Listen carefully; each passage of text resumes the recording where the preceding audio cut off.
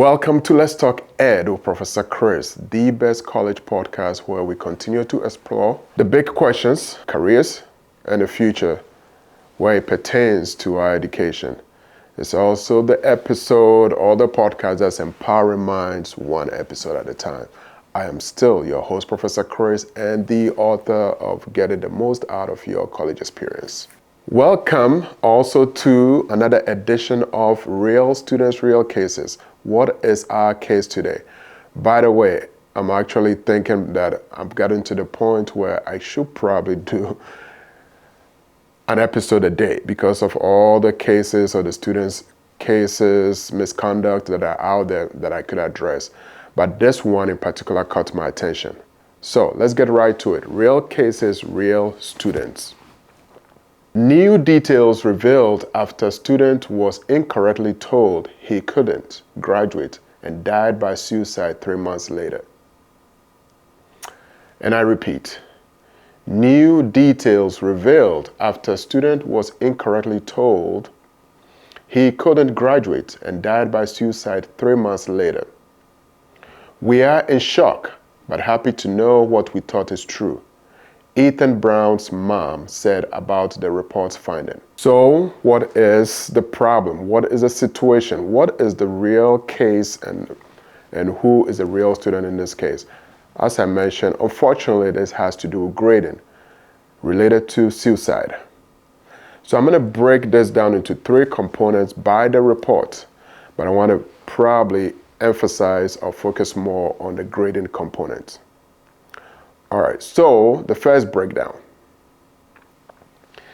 Ethan Brown, 23, died by suicide on December 13, 2024, 3 months after being incorrectly told he would be unable to graduate from the University of Glasgow due to his grade. Ethan Brown, 23, died by suicide on December 13, 2024, 3 months after being incorrectly told he would be unable to graduate from University of Glasgow due to his grade.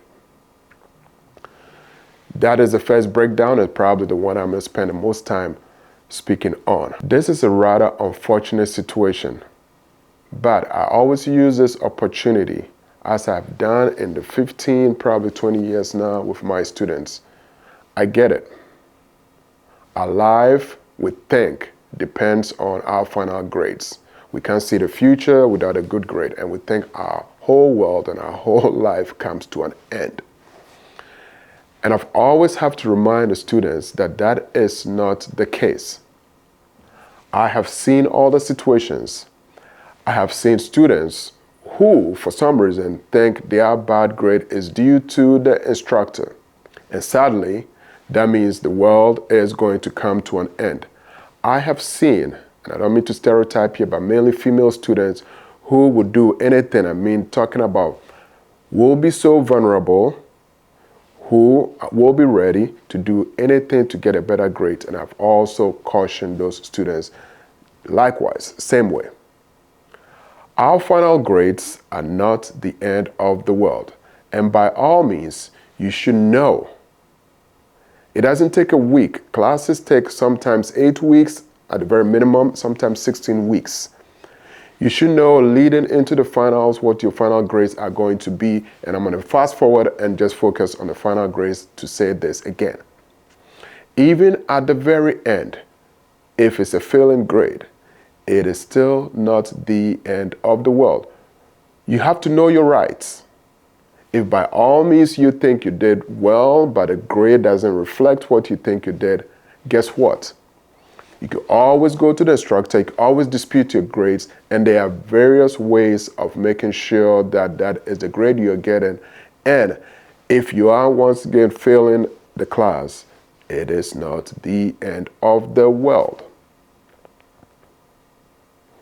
We are living in a society, and I get it, we're living in a system where one's academic capabilities are determined by an exams and of course a final grade. Sure.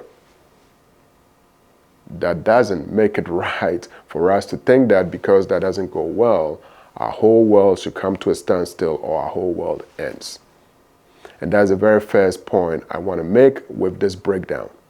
It's rather unfortunate that Mr. Ethan went to the extreme, but sadly, as we'll find out, it wasn't even his fault. But I'm just focusing on the grade.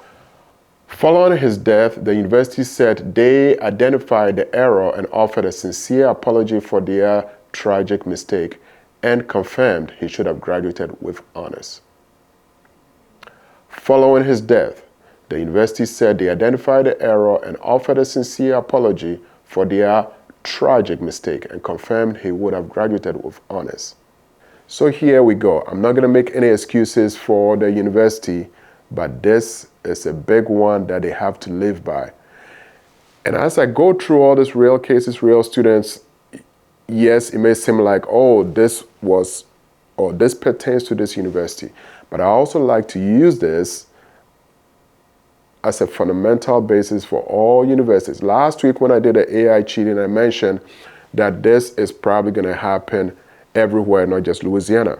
Case in point, this is happening here, but I guarantee you this should be kind of a lesson learned moment for most institutions and most universities because it happens quite often than you would think. Anyway, back to this case.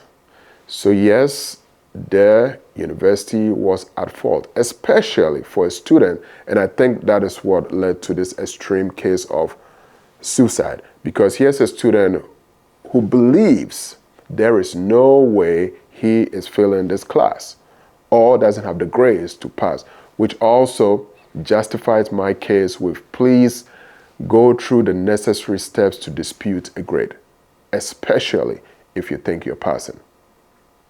So on this point, digress a little bit and use this opportunity to also kind of help my instructors as we're having this conversation.